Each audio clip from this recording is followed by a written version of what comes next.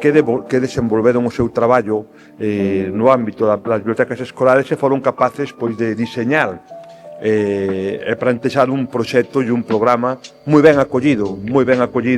polo profesorado no conxunto dos centros.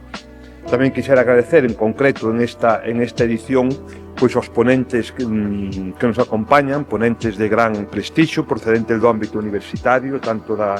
Universidade de Santiago como de Zaragoza, tamén a Víctor Villaporos e a Piu Martínez e especialmente, moi especialmente, pois a aqueles profesionais do ámbito que traballades nas bibliotecas escolares que vades a intercambiar experiencias cos vosos iguales. Creo que é moi importante que haya un intercambio de boas experiencias en unha cuestión tan fundamental e tan aberta e tan plural como son as bibliotecas escolares. Como decía, nestos 20 anos este proxecto estable ten evolucionado, sin embargo, moito. A biblioteca de hoxe,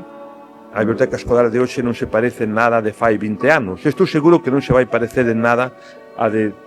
dentro de 20 anos, a de cando sexa o ano 2045.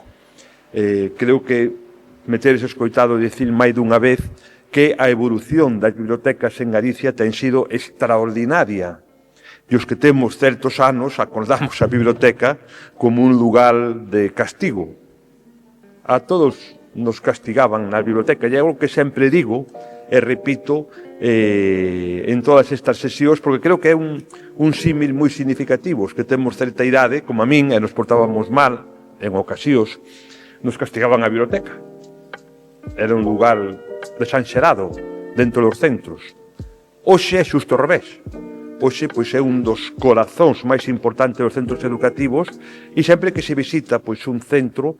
o equipo directivo e todos os profesionais pois están tremendamente orgullosos das súas bibliotecas. E non é para menos. Hoxe as bibliotecas son lugares fundamentados no proceso de aprendizaxe, foron fundamentadas tamén en todo o que ten que ver co impulso de traballos e de proxectos vencellados a todo o que é a atención á diversidade, á igualdade, á inclusión, ao traballo competencial. Foron tamén lugares onde se comenzou a incrementar pois, as dotacións, moitas delas tecnolóxicas, que posibilitaron facer moito máis atractivo e adaptar pois, o equipamento da biblioteca pois, ás necesidades, aos requirimentos do alumnado e do profesorado, e tamén foron lugares onde progresivamente se foron implementando diferentes programas, diferentes proxectos, moitos deles dun éxito indudable, os clubs de lectura, Radio Navibrio, bibliotecas creativas, etc. etc. É obvio que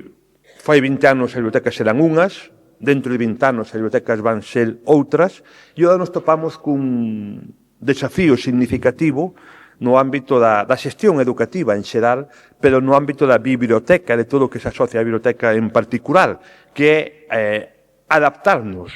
ou camiñar da man pois, da crecente digitalización e tamén da progresiva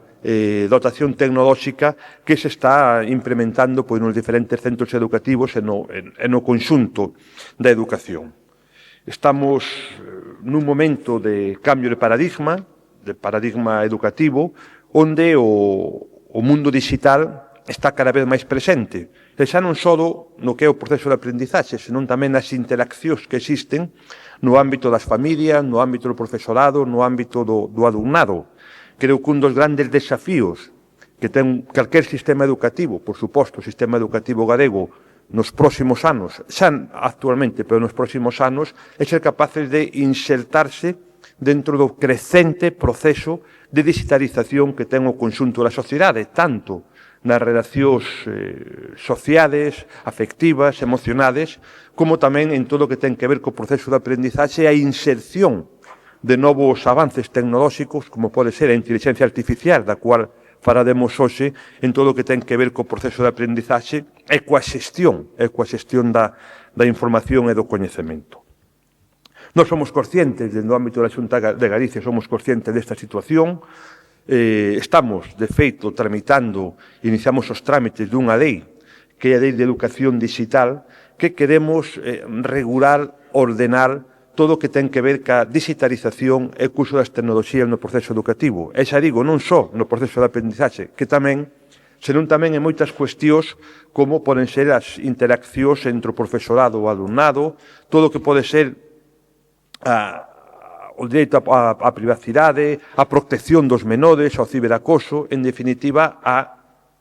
fixar un marco de convivencia entre a vida cotidiana, por decirlo de un xeito moi sencillo, e o uso das novas tecnoloxías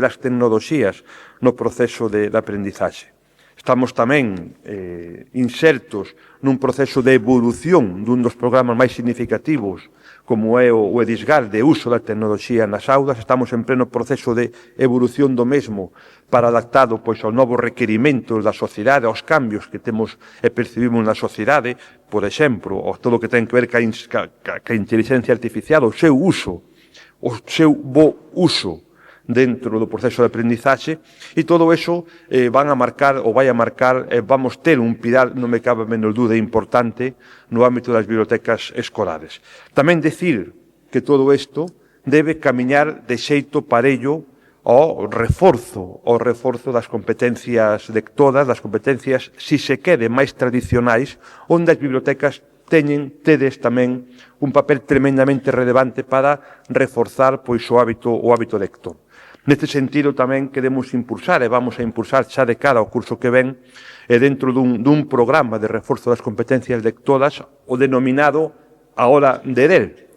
Estamos neste momento regulando como facedo para que en setembro en todos os niveis educativos se implemente, se desenvolva e se cumpra o que se coñece por a hora de ler, que obviamente ten un obxectivo, que é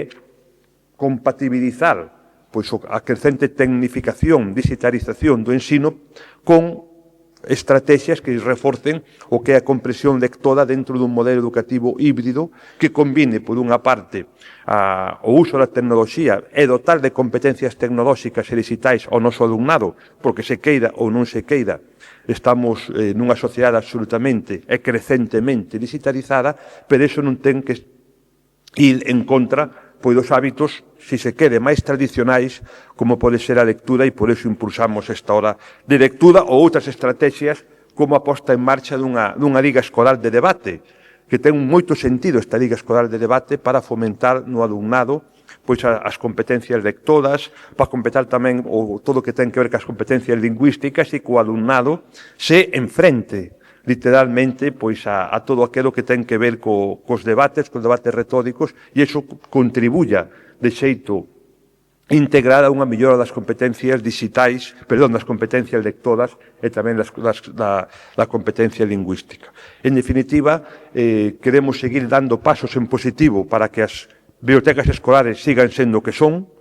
Sodes un orgullo para o sistema educativo galego, o levades demostrando ao longo dos últimos 20 anos. Calquera estadística comparativa no ámbito das bibliotecas escolares de España con outras comunidades autónomas sempre salimos en lugares de referencia, liderando moitísimos proxectos. Isto se debe, como xa digo, ao gran traballo que durante moitísimos anos se foi desenvolvendo e se foi millorando tamén ano a ano, e en ese sentido creo que podemos estar orgullosos e debemos acompañar todo este proceso, por suposto, debemos acompañar todo este proceso de formación do profesorado. De feito, no próximo plan de formación do profesorado haberá unha liña específica orientado ás bibliotecas escolares. En definitiva, o voso papel ten sido moi singular, moi importante nos últimos anos.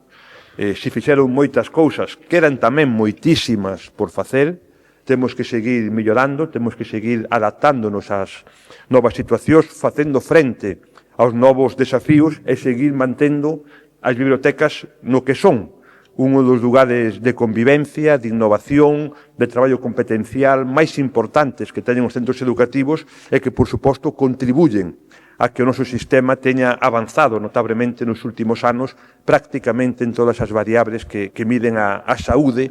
dun sistema educativo como neste caso é o galego. Moitas gracias a todos ustedes, espero que teñades unha moi boa xornada, unha xa tradicional xornada, e que dentro de 20 anos quen este aquí